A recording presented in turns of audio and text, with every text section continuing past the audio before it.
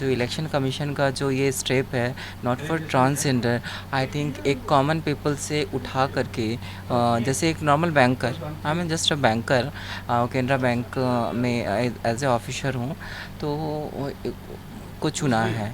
तो इसके लिए बहुत ही मतलब क्या कहूँ, बार बार लग रहा है कि उन्हें धन्यवाद दूँ। सरकार के पास अगर पहले डाटा नहीं रहता, पहले वो वोट देते थे हमारे कम्युनिटी के लोग, तो मेल या फीमेल भी, बट सुप्रीम कोर्ट ने जब से एक थर्ड जेंडर भारत सरकार में, उसके बाद से बहुत सारी चीज़ें उभर के सामने आई हैं। एक्चुअली अभी तक जो सर्वे आया है वो मतलब 4-5 हज़ार के करीब बता रहा है, बट उससे बहुत ज़्यादा है। बहुत ज़्यादा। नमस्कार, मैं हूं देवांशु। आप देख रहे हैं न्यूज़ फॉर नेशन। चुनाव आयोग ने ट्रांसजेंडर मोनिका दास को स्टेट आइकॉन बनाया। इस वक्त हम उनके बैंक में ही मौजूद हैं, जहां पर वो जो हैं वो कामकाज जो हैं वो इस तरीके से देखिए विजुअल्स जो हैं वो कर रही हैं। कैसा फील करती हैं चुनाव आयोग की तरफ से इस तरीके का रिवार्ड मिलना कि स्टेट आइकॉन आपको बनाया गया है? फ़र्स्ट ऑफ़ ऑल नमस्कार। आपके चैनल के माध्यम से तमाम बिहार वासियों और भारतवासियों को ये जो मुझे नई ज़िम्मेदारी दी गई है, इसके लिए बहुत बहुत धन्यवाद इलेक्शन कमीशन को और मेरे बैंक के हायर अथॉरिटीज़ को, जिन्होंने ये पद मुझे दिया है। Thank you.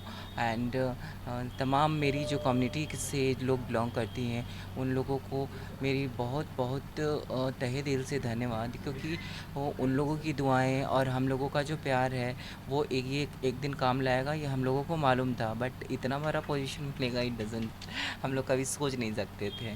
क्योंकि इससे पहले तक जो भी स्टेट आइकन बने हैं, जैसे मैथिली ठाकुर जी, शारदा सिन्हा जी और पंकज त्रिपाठी जी, तो बहुत नेम फेम वाले लोग हैं, बट इस बार जो इलेक्शन कमीशन का जो ये स्टेप है not for transgender, I think एक कॉमन पीपल से उठा करके जैसे एक normal banker, I am just a banker, Canara bank में एज ए ऑफिसर हूँ, तो को चुना है। तो इसके लिए बहुत ही मतलब क्या कहूँ, बार बार लग रहा है कि उन्हें धन्यवाद दूँ। बिहार सरकार की तरफ से जातिगत जनगणना जो है वो करवाई जा रही है पूरे बिहार भर में, और ट्रांसजेंडर को इसमें एक कोड दिया गया है। मोनिका जी हैं, हमसे बात करेंगे। क्या कोड जो दिया गया है ट्रांसजेंडर को, इससे आप क्या खुश हैं या ना खुश हैं? डेफ़िनेटली जो सरकार ने जातिगत जनगणना के तहत जो हमें ट्रांसजेंडर कम्युनिटी को एक अलग से कोड दिया है, तो कोडिंग से क्या होगा कि एक डाटा तैयार हो रहा है। सरकार की जो स्ट्रेटजी है कि पहले अगर ट्रांसजेंडर कहीं भी जाते हैं तो उन्हें घर, अगर वो घर बेघर हैं, वो रेंट लेने जा रहे हैं, तो वो रेंट पे नहीं देते हैं। स्वास्थ्य की सुविधाएं नहीं हैं, एजुकेशन नहीं है, तो बहुत सारी जो आधारभूत सुविधाएं हैं उनको नहीं दी गई हैं। तो इन सब चीज़ों को लेकर के जब अगर वो उनको ज़रूरत पड़ती है इन सब चीज़ों की और उन्हें नहीं मिल पाती है, सरकार के पास डाटा नहीं है। सरकार के पास अगर पहले डाटा नहीं रहता, पहले वो वोट देते थे हमारे कम्युनिटी के लोग, तो मेल या फीमेल भी, बट सुप्रीम कोर्ट ने जब से एक थर्ड जेंडर कॉलम को इम्प्लीमेंट किया है भारत सरकार में, उसके बाद से बहुत सारी चीज़ें उभर के सामने आई हैं। जैसे पहले हम लोगों को वोटिंग के लिए कोई अलग से लाइन नहीं होता था, मेल में लगो या फिर फीमेल में लगो। अब अलग से एक थर्ड जेंडर काउंटर लगता है, male female third gender counter. हमें एक अपनी अलग पहचान मिली है, जैसे ना हमें आप पुरुष कहो ना हमें महिला कहो, हम ट्रांसजेंडर हैं, हमें ट्रांसजेंडर ही रहने दो। तो मेरी जो आइडेंटिटी है, सरकार ने उसे बखूबी एक कैटेगराइज्ड किया है। इसके लिए हम उनके शुक्रगुजार हैं और उनसे ये गुजारिश करते हैं, जिस तरीके से मुझे ये पद दे करके, अपॉइंट कर करके, स्टेट का आइकॉन बना करके जैसे मुझे गौरवान्वित किया है, तो मेरी जैसी बहुत सारी ट्रांसजेंडर्स हैं जिन्हें अभी एजुकेशन तक नहीं मिला है। तो कुछ ऐसा करें सरकार, ताकि वो मेन स्ट्रीम में आ सके, समाज की मुख्य धारा से जुड़ सके, क्योंकि हम इसी समाज के अंग हैं। और हम जब तक इस मेन स्ट्रीम से नहीं मिलेंगे, तब तक हम लोगों का उत्थान नहीं हो सकता है। मतलब आप सरकार के इस फैसले से खुश हैं कि ट्रांसजेंडर को कोड दिया गया है? एग्जैक्टली खुश है, क्योंकि सरकार इसके तहत डाटा तैयार करेगी कि हाँ भाई, इस कोड के अंतर्गत में ट्रांसजेंडर या एलजीबीटीक्यूआई कम्युनिटी के इतने लोग हैं। एक्चुअली कोई भी किसी भी फील्ड में अगर आपको वर्क करना है तो उसका जो डाटा होता है वो बहुत ही इम्पोर्टेंट रोल करता है।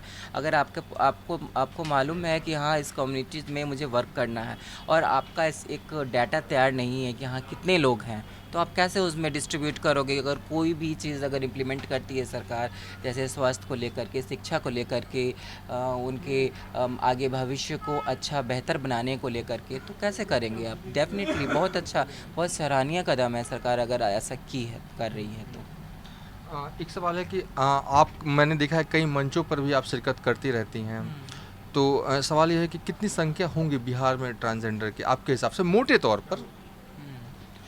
एग्जैक्टली अभी तक जो सर्वे आया है वो मतलब 4-5 हज़ार के करीब बता रहा है, बट उससे बहुत ज़्यादा है। बहुत ज़्यादा आपको लगता है? हाँ, एग्जैक्टली बहुत ज़्यादा है, क्योंकि अभी तक सामने नहीं आते ना लोग। बहुत जिनके वोटर कार्ड है वही तो अभी तक का डाटा मिला होगा।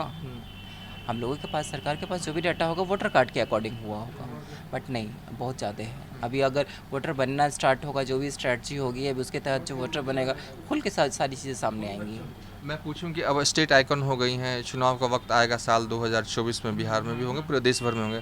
किस तरीके से लोगों को जागरूक कीजिएगा, क्योंकि आप तो डिजिटली भी काफ़ी स्ट्रांग हैं, डिजिटली भी एक्टिव रहती हैं, कैसे लोगों को प्रेरित कीजिएगा कि हाँ आइए और वोट और अपना मतदान दीजिए? एक्चुअली देखिए, मेरा जो सिलेक्शन हुआ है स्टेट आइकॉन के तौर पे, वो अपने कम्युनिटी को मुझे जागरूक करने के लिए, क्योंकि उनकी जो सहभागिता है इस वोटिंग प्रक्रिया में वो बहुत उदासीन रहती हैं। ठीक है, एक तो बहुत चीज़ें होती हैं, जैसे उनके पास वोटर कार्ड नहीं होते हैं, है भी तो मेल का आईडी कार्ड है भी तो फीमेल का आईडी कार्ड है, तो वो जब खुद कंफर्टेबल नहीं है, वो जाए, वो मेरे उनके दिमाग में ये आता होगा कि हम जाएंगे वहाँ पे, शायद अगर हम ट्रांस हैं और मेल के लाइन में लगेंगे तो एक हंसी का पात्र होगा, क्योंकि आईडी प्रूफ में मेरे मेल है ना। तो बहुत सारी चीज़ें हैं, तो इनके तहत तो इन सब चीज़ों पे भी वर्क करना होगा, और भगवान की दया से हम लोग बहुत अच्छे से इस नई जिम्मेदारी को निभा पाएंगे। अच्छा, एक आखिरी सवाल है मेरा। सरकार जो चल रही है मौजूदा वक्त में कैसी है, ठीक चल रही है आपके हिसाब से ट्रांसजेंडरों के लिहाज से, अगर मैं बात करूँ? हाँ, देखिए, अब ये चीज़ पर्सनल सवाल है। हाँ, अगर आप पर्सनल है। जवाब ना देना चाहें तो कोई बात नहीं। एक्चुअली देखिए, ये पर्सनल सवाल है, आप मुझे पर्सनली पूछ लीजिएगा, बता देंगे, क्योंकि अगर हम इस प्लेटफॉर्म पे हैं, हमको न्यूट्रल होना होगा, ना हम किसी के पक्ष में बोल सकते हैं ना विपक्ष में बोल सकते हैं। चलिए, ये थी हमारे साथ बात करने के लिए मोनिका दास। फिलहाल अभी तक के लिए इतना ही। आप देखते रहिए न्यूज़ फॉर नेशन।